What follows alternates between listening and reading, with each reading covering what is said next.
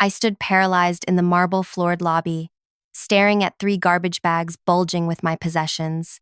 My potted succulent peeked pathetically from the top of one bag, soil spilling onto my framed achievement certificates.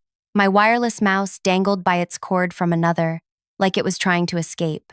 "You're 25, Avira said, tapping her silver watch with a manicured nail.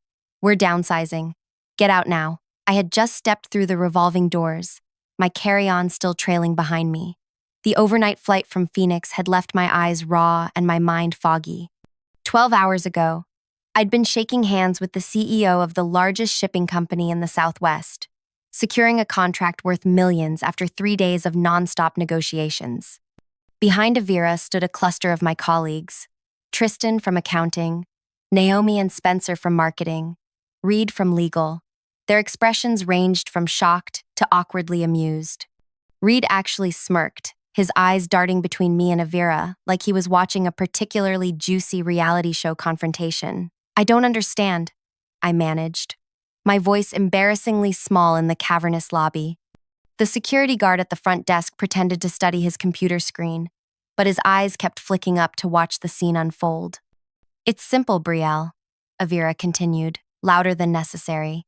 "The company is restructuring. Your position has been eliminated. Everything you need is in these bags."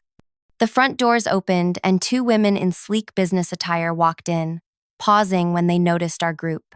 Their presence drew even more attention to my humiliation. I felt sweat gathering at my hairline. "But the Henderson account, I just finalized. We'll handle all client transitions." Avira cut me off, checking her phone. "The separation paperwork will arrive by email. Your building access has already been terminated." I reached for my key card out of habit, but it was upstairs on my desk, alongside the notes I'd compiled for Monday's presentation. "My laptop has all my files," I said, suddenly panicking about 3 years of work. "My contacts, my DISHN. Company property." Avira smiled thinly. "It has already wiped your personal files to a flash drive." She nodded toward the smallest garbage bag. "Everything else belongs to us." Naomi at least had the decency to look uncomfortable. Spencer studied the floor tiles like they contained the secrets of the universe. "You can't be serious," I whispered, the reality beginning to sink in. "I've been here 3 years. I deserve—" "You deserve exactly what you're getting," Avira interrupted again, her voice dropping to a near whisper.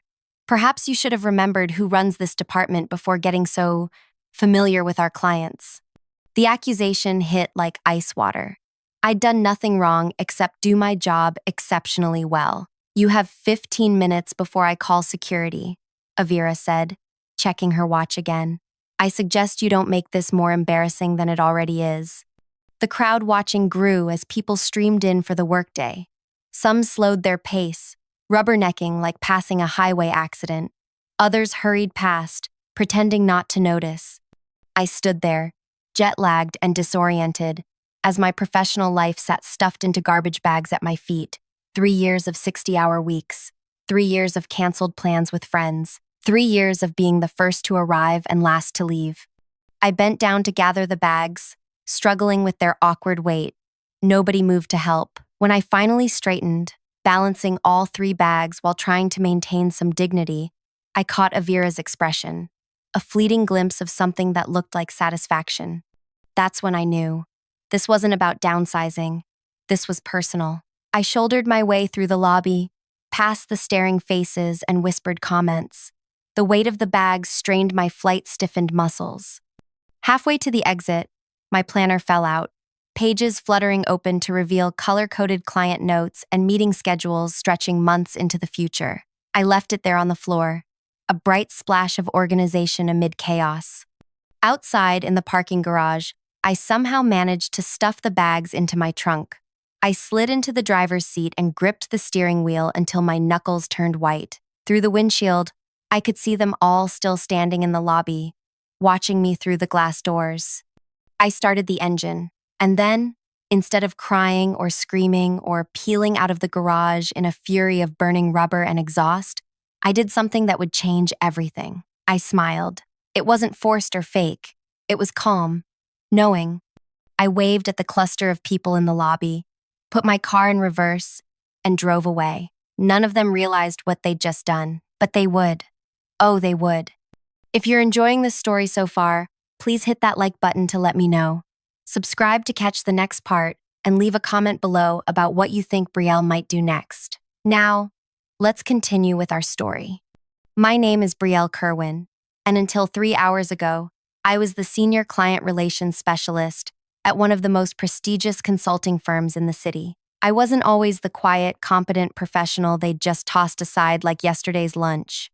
Growing up in a tiny apartment above my mother's struggling tailor shop had taught me to fight for every opportunity. My mother, with her calloused fingers and determined smile, had drilled into me that education was my escape route.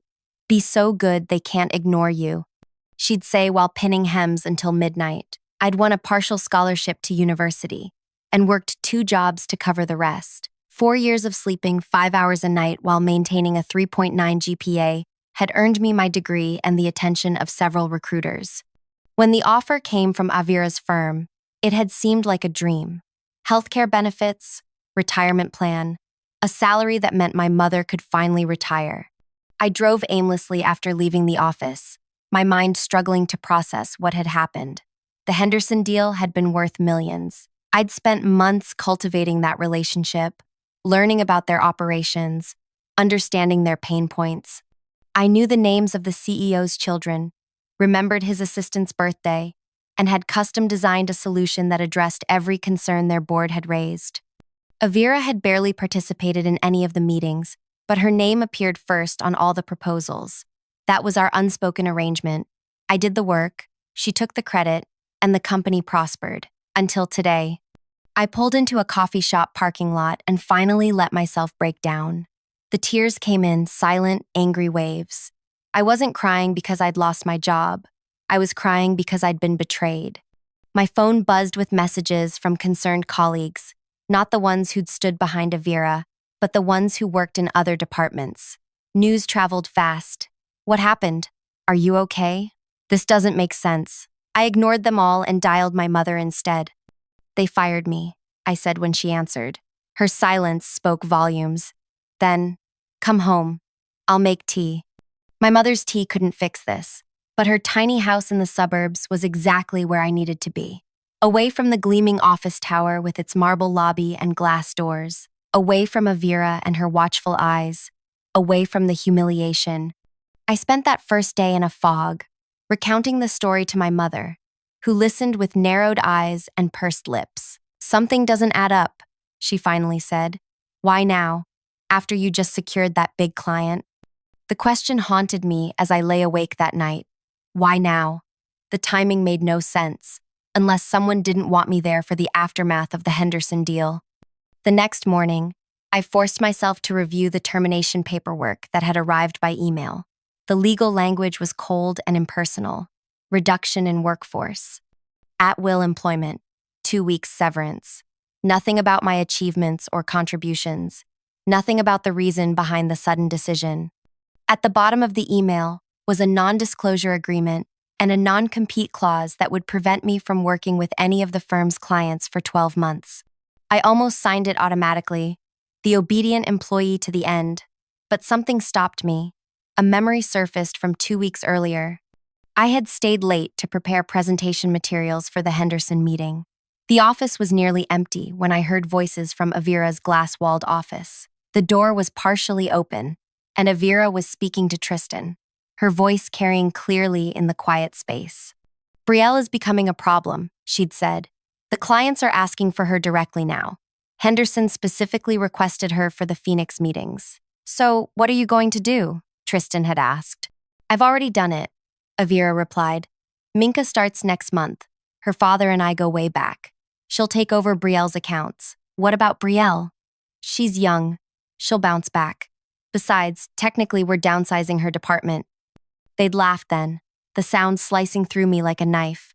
I'd gathered my things and slipped out, convincing myself I'd misunderstood.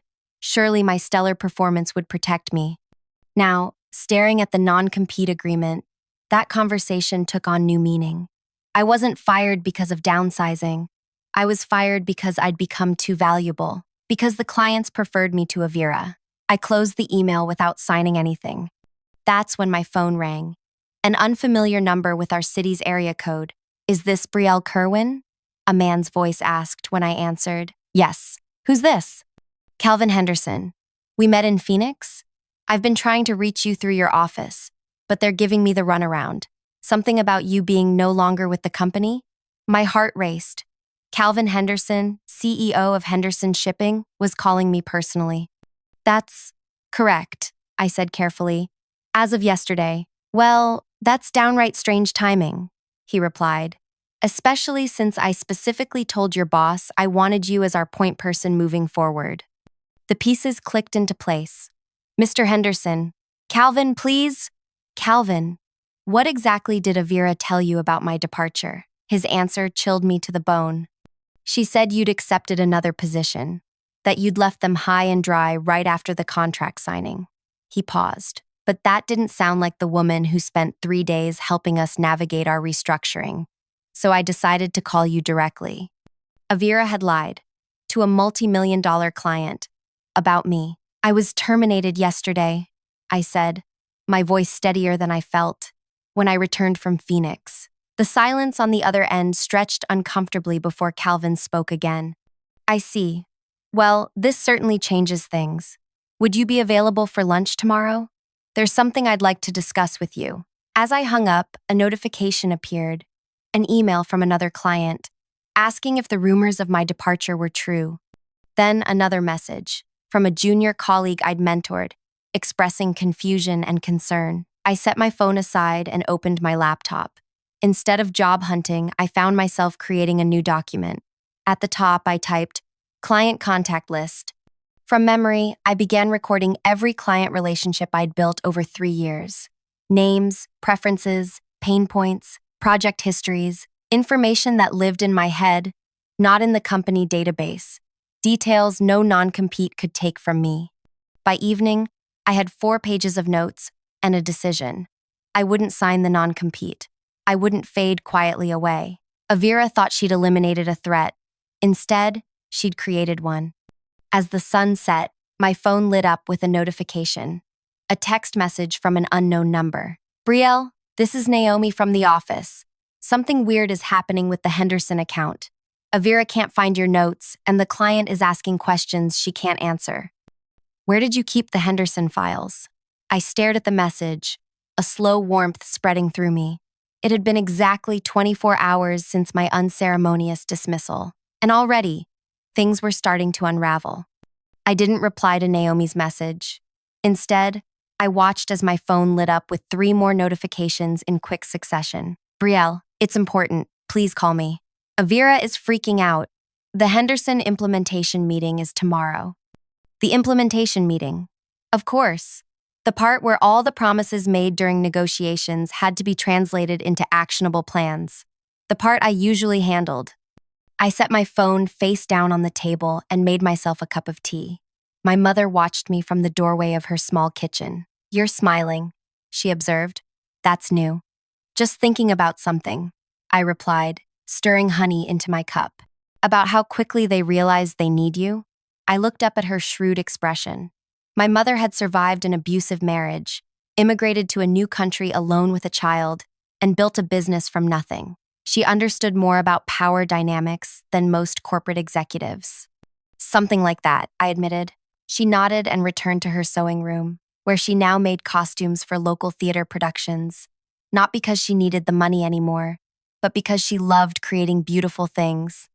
The next morning, I met Calvin Henderson at an upscale restaurant downtown. He greeted me with a firm handshake and concerned eyes. I checked into the situation, he said after we ordered. Spoke with some board members I know. This wasn't a downsizing. I'm aware, I replied, keeping my voice neutral despite the anger still simmering beneath my calm exterior. What happened yesterday at the implementation meeting was, he paused, searching for the right word, illuminating. Your replacement seemed unfamiliar with the most basic elements of our agreement. Minka, I supplied. She's new, very new. Calvin agreed. And your former boss struggled to answer questions about the custom logistics module you designed for us, the one that was the deciding factor in our signing with your firm. I sipped my water, waiting. I'll be direct, Brielle. We signed with your firm because of you. The board was impressed with your understanding of our operations and your creative solutions. Now we're concerned about implementation. He slid a business card across the table. I'd like to hire you as an independent consultant to oversee the transition. Whatever your former firm was paying you, I'll double it. My heart raced. This was an unexpected turn, a golden opportunity handed to me less than 48 hours after being unceremoniously fired. But something felt off. I appreciate the offer, I said carefully, but I'm concerned about potential conflicts. I haven't signed the non-compete agreement yet, but we've already consulted our legal team, Calvin interrupted. Since you were terminated without cause, and since we approached you rather than the other way around, any non-compete would be difficult to enforce. Besides, he smiled, we're not asking you to take our business elsewhere. We're asking you to ensure we get what we paid for from your former employer. It was elegant. I would still be working on the Henderson account, but now as their representative rather than Avira's. I would be in meetings with my former colleagues, with Avira, monitoring their performance. I'll need to think about it, I said, though my mind was already racing with possibilities. Of course, but don't think too long. We have another implementation meeting scheduled for Friday. As we finished lunch, my phone buzzed with another message from Avira. Where are the Henderson implementation templates? This is urgent. I tucked my phone away without responding and thanked Calvin for lunch. On the drive home, I called Ezra, a lawyer friend from college who specialized in employment law. They can't enforce a non-compete if you haven't signed it, he confirmed after hearing my situation. And terminating you immediately after you landed a major client would make any judge suspicious. Want me to review any paperwork they send? Please, I agreed. And one more thing. If I were to start my own consulting business, what should I know? His advice was thorough and practical. By the time I arrived home, I had a to-do list that included registering a business name, setting up a business bank account, and creating a basic website. 3 days after being fired, I had accomplished all three. I named my consultancy Carowin Solutions and created a simple professional website highlighting my experience in client relations and implementation management. I made no mention of specific clients or projects from my previous employment. That same day, I accepted Calvin Henderson's offer. The first implementation meeting was scheduled for 10 a.m. Friday at my former office building. I dressed carefully that morning, a charcoal gray suit I'd never worn to the office before, subtle makeup, my hair styled differently than my usual work look, small changes that added up to a new image. Brielle the independent consultant, not Brielle the subordinate. The security guard did a double take when I approached the front desk. Miss Kerwin, I thought. I'm here for the Henderson implementation meeting, I explained, presenting Calvin's business card. I'm consulting for them now. His eyebrows shot up as he made a quick call, then handed me a visitor badge. 15th floor conference room. The elevator ride gave me time to steady my nerves. When the doors opened on 15, I nearly collided with Reed from legal. Brielle? He sputtered, coffee sloshing in his cup. What are you doing here? Working, I replied simply, walking past him toward the conference room. I arrived 5 minutes early, but Calvin and 2 members of his team were already there, along with Naomi and Spencer from marketing. Their expressions when they saw me ranged from shock, Spencer, to cautious relief, Naomi. Brielle will be overseeing the implementation from our side, Calvin announced, as if it were the most natural thing in the world. Naomi's eyes widened. Spencer studied his tablet intently. At precisely 10 a.m., Avira strode into the room, followed by Tristan and a young woman I assumed was Minka. Avira stopped dead when she saw me, her professional smile freezing in place. What is the meaning of this? She asked, her voice low but sharp. Ms. Kerwin is representing Henderson Shipping's interests during implementation. Calvin explained smoothly. Given her intimate knowledge of the project, we felt it was a prudent addition to ensure quality control. Avira's face cycled through several expressions before settling on a tight smile. How resourceful of you, Calvin. The meeting proceeded with excruciating awkwardness. Minka clearly had no understanding of the complex logistics module I'd designed. Avira kept interrupting to clarify points that only confused matters further. Tristan repeatedly checked his phone, as if hoping for rescue. Through it all, I remained professionally detached, asking pointed questions when necessary and taking careful notes. I didn't need to be vindictive or petty. The situation was doing all the work for me. After 2 painful hours, Calvin called for a break. As people filed out for coffee, Avira cornered me by the window. "Clever move," she hissed. "But if you think this little stunt will work—" "This isn't a stunt," I interrupted calmly. "This is business. Henderson hired me to protect their investment. I'm simply doing my job. You're trying to sabotage me." "No, Avira. You did that yourself. When you fired the only person who fully understood this project." Her eyes narrowed. "I've built this department from nothing. Do you really think one client can take me down?" "I don't want to take you down," I replied truthfully. "I just want to ensure Henderson gets what they paid for." It wasn't entirely a lie. I didn't want to destroy Avira or the company. I just wanted justice, and perhaps a little recognition of my worth. As the meeting reconvened, I noticed Naomi watching me with newfound respect. Even Spencer seemed impressed by my composure. By the end of the day, we had a revised implementation schedule that would require twice-weekly meetings, all of which I would attend as Henderson's representative. "Well handled," Calvin said as we left the building together. "Though I admit, the entertainment value alone was worth your fee." I smiled politely but didn't engage with the joke. This wasn't about humiliating Avira, satisfying as that might be. This was about establishing myself as a professional in my own right. Over the next 2 weeks, my phone continued to buzz with messages from my former workplace. Not just from Naomi now, but from other colleagues seeking information about clients, systems, and processes that only I fully understood. I answered some, ignored others, always professional but never giving away more than necessary. Meanwhile, word spread about my new consulting business. A former client called to congratulate me on my promotion and casually mentioned they were unhappy with their current service. Another asked if I could review a proposal they'd received, just as a favor. I redirected these conversations carefully, never soliciting business directly, but making it clear I was available for consultation. It was a delicate balance. I didn't want to appear vindictive or predatory, but I also knew my value now in a way I hadn't before. 3 weeks after my firing, I received an unexpected visitor at my mother's house. Spencer from marketing stood awkwardly on the porch, clutching a manila envelope. "Sorry to just show up," he said when I opened the door. But I didn't want this going through official channels. Inside the envelope was an internal memo about the Henderson account, marked confidential. It detailed mounting concerns about implementation delays and client dissatisfaction. "Why are you showing me this?" I asked. Spencer shifted uncomfortably. "Because it's a mess, Brielle. Minka quit yesterday, just walked out in tears after Avira berated her in front of everyone. The client is threatening to cancel, and—" He hesitated. "Avira's blaming you." "Me? I'm doing exactly what Henderson hired me to do. She's saying you're deliberately withholding information, that you're sabotaging the implementation to make her look bad." I handed the envelope back to him. "I'm not withholding anything, Spencer. I'm helping Henderson navigate a system I designed. If Avira can't fulfill the contract without me, that's not my problem." He nodded slowly. "For what it's worth, I think what happened to you was wrong. A lot of us do." After he left, I sat on the porch swing, processing this new information. Avira was growing desperate. Good. But her accusations stung.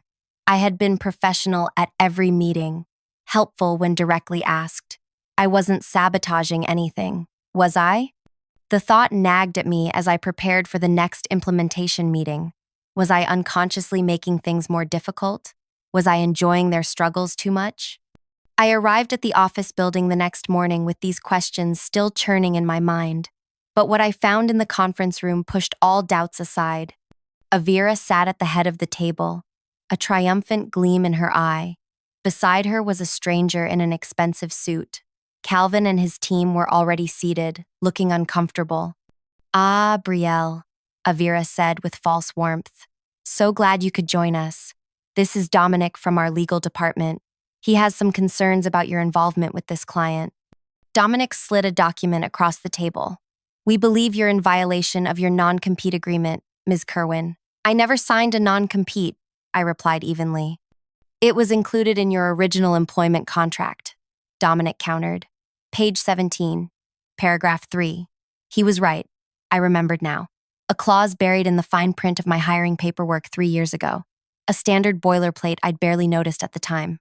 Calvin frowned. This seems unnecessarily adversarial. Ms. Kerwin is providing an essential service to ensure the successful implementation of the system she designed. Nevertheless, Dominic continued, we must insist that she cease all involvement with Henderson Shipping immediately, or will be forced to pursue legal action. The room fell silent. All eyes turned to me, waiting for my response. I could feel the trap closing around me. If I fought this, I'd be entangled in expensive legal proceedings. If I backed down, I'd lose my only client and my newfound confidence along with it. I glanced at Calvin, who gave me a slight nod of reassurance. Then I looked directly at Avira, whose smile hadn't quite reached her eyes. I understand your position, I said carefully, and I'd be happy to comply with any valid legal obligations. Avira's smile widened. However, I continued, before we proceed, I think we should address the other legal matter at hand. What other matter? Dominic asked, frowning. I opened my laptop and turned it to face the room. On the screen was an email, one I'd recovered from my personal archives the night before. This is an email from Avira to me, dated last year, explicitly authorizing me to develop custom solutions for clients under my own supervision. It effectively creates an exception to the standard non-compete for work I personally developed. Avira's face drained of color. That's taken out of context. The context is quite clear. I continued, scrolling to show a series of similar communications. As is the pattern of authorization for independent work, my lawyer believes this constitutes a modification of my employment terms. It was a bluff. I hadn't actually consulted a lawyer about these specific emails, but the documents were real, saved because I'd been proud of the autonomy Avira had granted me, autonomy that, ironically, had led to my current situation. Dominic reached for the laptop, scanning the emails with growing concern. I'll need to review these more thoroughly. Of course, I agreed. In the meantime, perhaps we should focus on ensuring Henderson's implementation proceeds smoothly? Unless you'd prefer to explain to them why their project is being delayed by internal disputes? Calvin cleared his throat. Speaking as the client, we would indeed prefer to continue with Ms. Kerwin's involvement. Any other outcome would force us to reconsider our relationship with your firm entirely. The threat hung in the air like a storm cloud. Avira's carefully constructed trap had backfired spectacularly. After a tense silence, Dominic gathered his papers. We'll continue this discussion at a later date. For now, the meeting can proceed as planned. As he and Avira whispered heatedly in the corner, I caught Calvin watching me with newfound respect. I'd stood my ground. I'd outsmarted them at their own game. But this wasn't victory. Not yet. It was merely the first real battle in what was becoming a war of attrition. And I was just getting started. The stalemate with Avira continued for the next 2 weeks. I attended every Henderson implementation meeting, providing guidance while carefully maintaining my professional distance.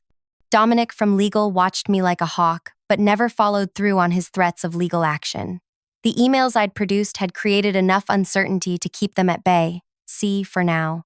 Behind the scenes, however, things were shifting rapidly. My phone buzzed constantly with messages from former colleagues seeking advice or clarification on projects I'd managed. I answered when I could, always polite but increasingly brief. My priority was establishing my own business, not solving their problems for free. Calvin Henderson proved to be more than just a client. He became an advocate.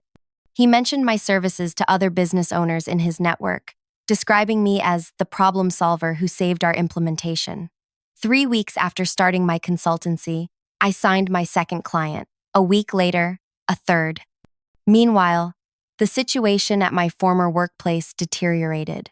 Spencer, who had become an unexpected ally, kept me informed through occasional texts. Second implementation meeting disaster. Client threatening to pull out. Avira presented your logistics model as her own. Couldn't answer basic questions about how it works. 3 people quit marketing department yesterday. I took no pleasure in their struggles. Well, perhaps a small amount where Avira was concerned, but I remained focused on building something new rather than watching something old crumble. 6 weeks after my firing, I signed the lease on a small office space downtown. It wasn't much, Terry. Just 2 rooms with large windows and enough space for a desk, meeting table, and small kitchenette. But it was mine. No glass walls for others to peer through. No politics. No Avira. My mother helped me move in, arranging my sparse furniture with the same care she once arranged fabric in her tailor shop. "You need plants," she declared, surveying the empty corners. "Life needs growing things." The next day, she arrived with 3 potted plants, hardy, low-maintenance varieties that could survive my irregular attention. One was a cutting from the succulent that had been unceremoniously dumped into a garbage bag on the day of my firing. I'd managed to salvage it, and now its offspring would witness my new beginning. That afternoon, as I was setting up my new computer system, my phone rang with an unfamiliar number. "Is this Brielle Kerwin?" a woman's voice asked. "Speaking. This is Lyra Westerly. I'm the board chair at your former employer." My hand tightened around the phone.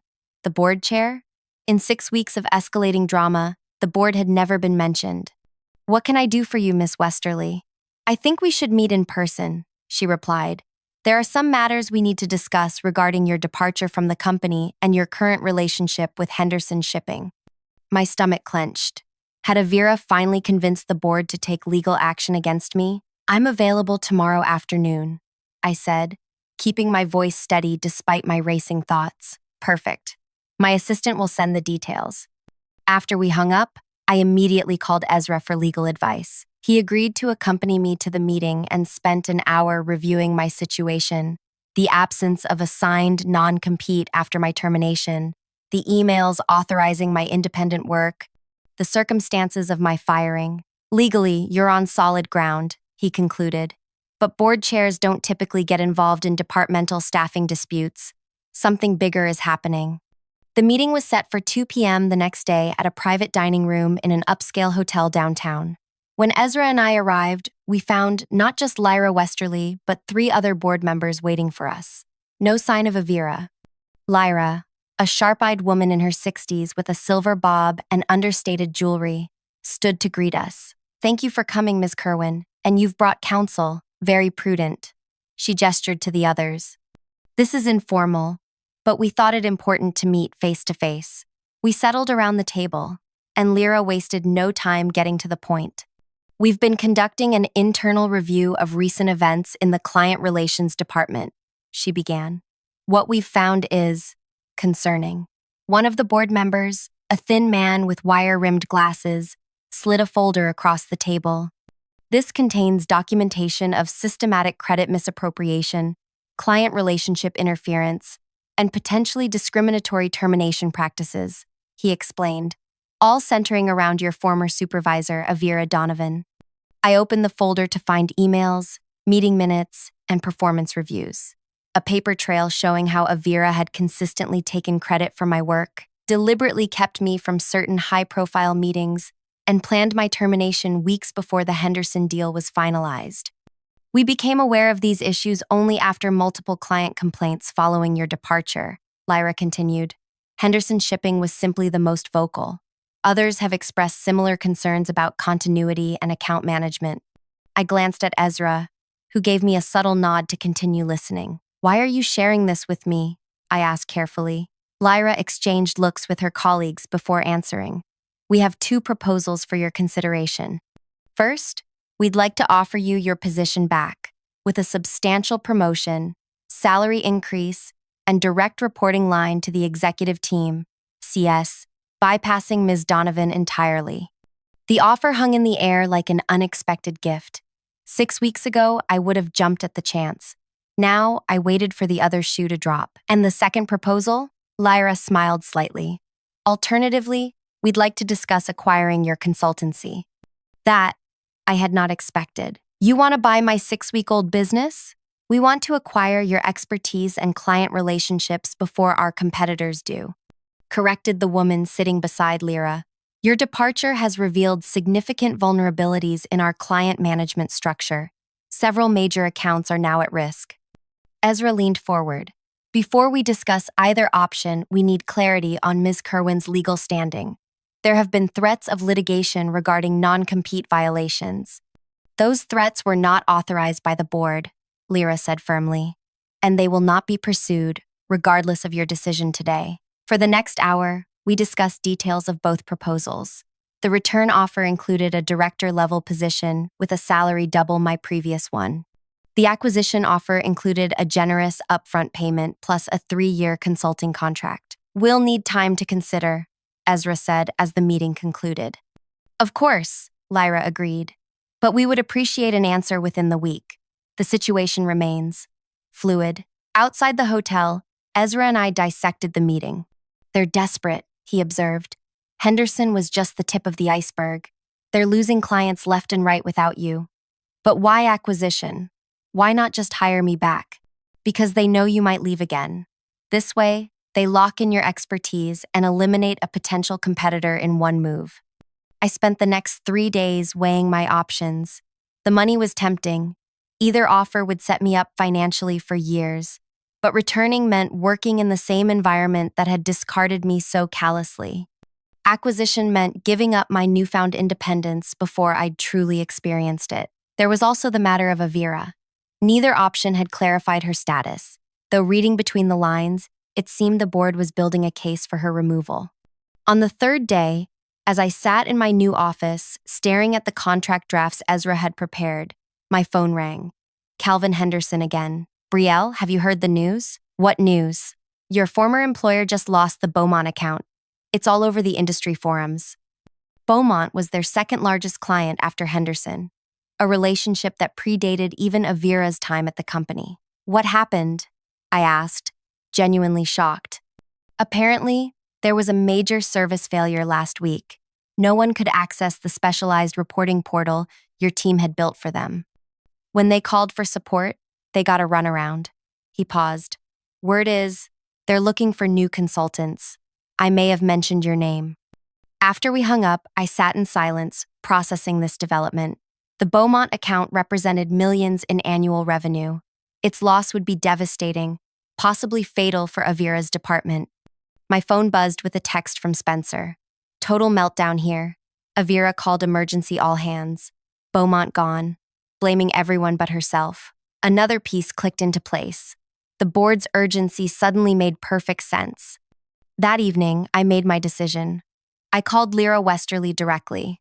I've considered both offers, I told her, and I have a counterproposal. 2 days later, I walked into my former office building, not as a visitor or consultant, but as the newly appointed head of client success, a division created specifically for me that would operate parallel to Avira's department, but with oversight of all major account implementations. The announcement had been made company-wide an hour earlier. Employees stared as I crossed the lobby, whispers following in my wake. The security guard grinned and handed me a new access card, not a visitor badge. Welcome back, Ms. Kerwin. I took the elevator to the executive floor, 2 levels above my previous department. My new office awaited, with windows overlooking the city and a nameplate already on the door. Inside, I found Lyra Westerly waiting. Everything to your satisfaction? She asked. It's a good start, I replied, setting down my bag. The transition team is ready whenever you are. They're eager to hear your plans for the Beaumont recovery strategy. I'll meet them this afternoon. First, I need to address my former department. Lyra raised an eyebrow but nodded. Of course. They're gathered in conference room A for Avira's emergency meeting. Perfect timing. 10 minutes later, I stood outside conference room A, listening to Avira's voice through the door as she outlined desperate measures to prevent further client defections. Must all pull together to weather this storm. I've prepared individual client retention assignments.